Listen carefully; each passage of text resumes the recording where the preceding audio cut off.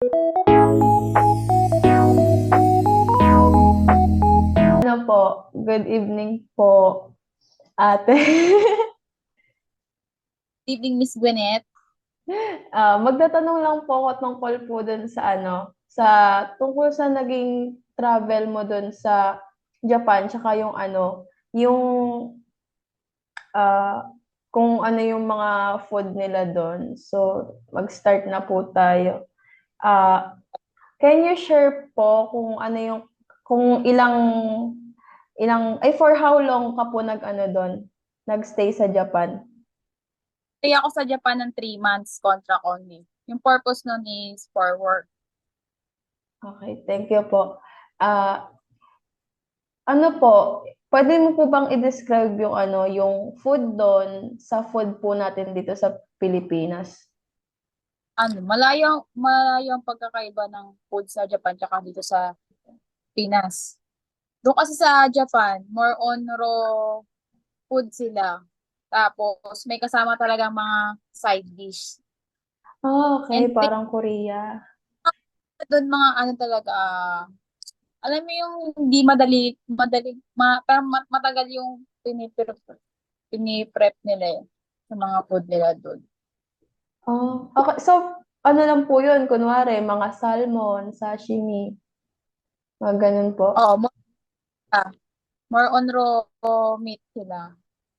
Sige po. As araw-araw talaga sila kumakain. Hmm, Tulugo. Parang sawa naman nun Kasama sa lagi. health. Oo. Pa? Side dish sa, pero mga side dish naman kasi sila ng mga prutas, gulay, ayun yung hindi mawawala sa kanila. Sige Hindi po. sila magamit ng mga, dito di ba mga MSG, madalas dito sa atin. Doon, more on organic. Okay po. So, next question po. Pagpunta niyo po ng Japan, ano po yung unang kinain niyo po dun? Ang una ko nung kinain is shabu-shabu tsaka yakiniku. Ayun yung mga famous doon. Lalo na yung yakiniku. And Masarap. then next, Ichiran ramen nila. Oo. Kung, Hmm, kung tanungin mo ako kung pagkain lang, kung ano yung pinakamasarap na pagkain man lang, sa Japan talaga. Kung gusto mo mag-food trip talaga sa Japan, ang the best. Oh. Gusto Kahit ko sa din pumunta dyan. kahit sa mga convenience store nila lang, buhay ka na doon. Masarap mga pagkain nila. Mga ready to eat na. Oh. So, next question po. Ano po yung most memorable dining experience na nangyari po sa'yo sa Japan? Most experience, as a first timer, sa food talaga. Mga first time kong nakain, mga yakiniku, mga ichiran ramen. Tsaka iba kasi yung lasa ng meat nila doon compare dito sa Pinas. Doon talaga malalambot. Yung So ibig nagmimelt, sabihin, ano yung lang, sabi nilang fresh, talaga fresh talaga siya. Nagmimelt talaga sa bibig mo yung kunyari dito, di ba? Gusto yung mga frozen. sangyup-sangyup. Okay. Pag niluto, yung yakiniku parang sangyup din yun eh. Pero yakiniku ang tawag sa Japan. Mga talaga, malambot yung karne nila doon. Unfair dito sa Pinas na medyo makunat. Hindi ba pag kinagat mo makunat talaga? Makunat. Kasi frozen foods kasi tayo dito sa Pinas. Tapos ano po, ah, ano yun? Ano po yung pagkain na na-surprise ka sa lasa niya or na-feel mo na unusual po siya? Yung parang nagulat ka sa lasa po nito, ganun. Or di ka po nasarapan na akala mo masarap, ganun. Oh, sa Japan, so far, walang hindi masarap sa Japan. Lahat Hmm? masarap. Lalo na pag Wala. first time, titikman mo talaga lahat. Okay pa. So, paano po yung mga ano doon, yung mga Japanese, ano po yung na-enjoy nilang sa way ng pagkain po nila ng mga pagkain? Ano po ba? Street food, fast food, or yung mga salo-salo po, ganun? mahilig sila. Parang dito lang din yan sa Pinas, di ba may mga open tayong kainan dito. Yung parang open. Usually, ang tawag sa kanila doon is, ang tawag doon. Ano ba yun? Wait lang. Mahilig silang uminom habang kumakain. Ah. Ay, Pero lagi po, silang kung may, sa restaurant, ano po yung mas madalas na nakikita niyo po doon? Yung mga salo-salo or yung ano lang, yung fine dining? more on salo-salo sila kaysa sa fine dining. Ah, Doon kasi, yung mga worker nito sa Pinas, maraming, ano, kailangan presentable ka pag ah, tawag dito, pag nasa work ka, di ba? Lalo na pag more on sa food industry. Doon, hindi sila maano sa panlabas na ano ba, itsura ng tao. Basta kaya mo mag-work, pwede na. go. Goods na. Kahit sa edad. Okay. Ah, More on sa fine dining. Ayun yung mga ah. usually nakikita ko kasi kaya sila ng mga kainan lang talaga. Pero po, di ba madaming street food din doon? Yung street food, more on pag may festival din. May mga Ah, bazaar. mag-festival lang. Katulad sa, parang meron dito silang mga, hindi siya katulad ng sa atin na makikita mo talaga sa labas, may nagtitinde. Meron silang establishment na, kunyari, itong street, yan. Puro food restaurant yan. Ah, ganun pala. Ah, so naka-align. Oh, wala. So, pwede basta-basta mag,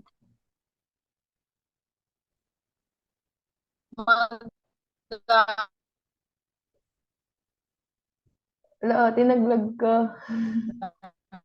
lang pagkain. Gusto ka na, babe. Nalinaglag na si ate. Wait nga lang. Tapos ah, di ba nga nasabi mo nga doon pag yung mga parang street food, pag ano lang siya, parang may festival or celebration. Merong ano ba doon? Meron ba doon mga pagkain na nagiging parang main ano siya ng festival doon? Festival. Kunyari dito sa atin, yung mga kakanin, ganyan, kakanin festival. An wala silang festival about sa food. More on Oh, sa religious nila. Kasi okay. well, yung naabutan ko around ata yun, August. August. July o August ata yun. Wala naman silang specific na food na, kunyari, itong fiesta, ganitong pagkain niya, dawat ano. Ay, akala ko meron din silang ganun. So, Wala. pero te, pag may festival, kahit basta festival, basta may mga street food doon or may nabebenta ng pagkain. Oo. Meron dun sa, parang Binondo style sa atin. Meron dun Ah, na mga food lang. Sa Yokohama, dun malapit dun. saan ano ba yun, China te? Saang part, part ng Japan? City yun. Sa Tokyo pa din. Kunyari, parang dito sa Maynila, Metro Manila, sakop niya yung Makati, Quezon City, Caloocan. Yan. Doon ako malapit. Tokyo ko eh. Malapit Ah, sa sa Tokyo Tokyo. ka lang din, te, umiikot. Oo, pero oo, doon lang. Hmm. Sige, te, Around Tokyo. next question. Siyang sakop na Malapit naman na to. So, may ano po ba? May may natutunan ka ba nung pagkain na lutuin? And nagbigay ba yun sa'yo ng challenge kung paano mo mabibigay yung tamang lasa na katulad dun sa gusto mo sa nakain mong pagkain na katulad nun nung niluluto mo? ano, Yung mga food kasi nila more on ano eh. More on yakiniku. Yung nasa ano lang, parang sangyup. Ganun. Kasi usually, ano, ready to eat na yung mga food nila dun eh. Kakain ka man sa restaurant, ano, pinire-prep talaga siya bago i-serve. So Wala akong ate, ganun na nagluto ng pagkain dun eh, sa Japan yung aaralin. Kasi ano eh, marami nagbibigay sa amin ng pagkain. okay. So kahit ramyon, Tsaka mayroong numbers. Pilipino, oh, hindi ako ano dun, hindi ako nagluto ng mga ganun dun. Dito na sa Pinas, mga instant. Oh. So, ito natin matatapos na tayo ito eh.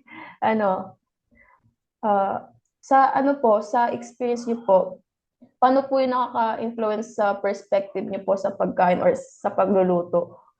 Yung mga na-experience mo po dun sa ano, sa pagkain sa Japan. Pagkain sa Japan. Ano, maging ano, parang balanced diet ba? I- Dito kasi sa Pinas more on ano, 'di ba? Fast food, ganyan. 'Di ba hindi tayo sanay na may side dish. Ito lang ulam natin. Kunyari, adobo lang. Doon kasi may mga side dish silang mga gulay. Alam mo yung kumpleto talaga yung Meal? nakakain mo. Pag kumain, oo, full pack yung meal mo. May mga soup. Unlike dito na more on unhealthy foods dito sa Pinas. Doon kasi wala akong gano'n nakikita mga MSG. More on Mm. ano, kapag ano, organic lang yung mga ano nila doon. Siguro merong mga ano, sa mga instant na yun. Pero yung pag sa mga restaurant ka kumain, ganun talaga siya. More on maraming side dish. Okay. So, And ah, marami din mga ramen store. Mga Ichiran ramen. ano yun te, yung ano na, yung luto na, or yung ano, parang instant? Talaga, ready.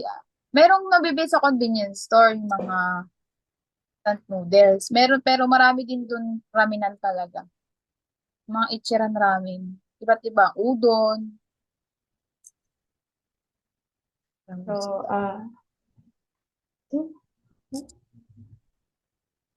wait, ito Englishin Luto ko. ng Ano, Thai.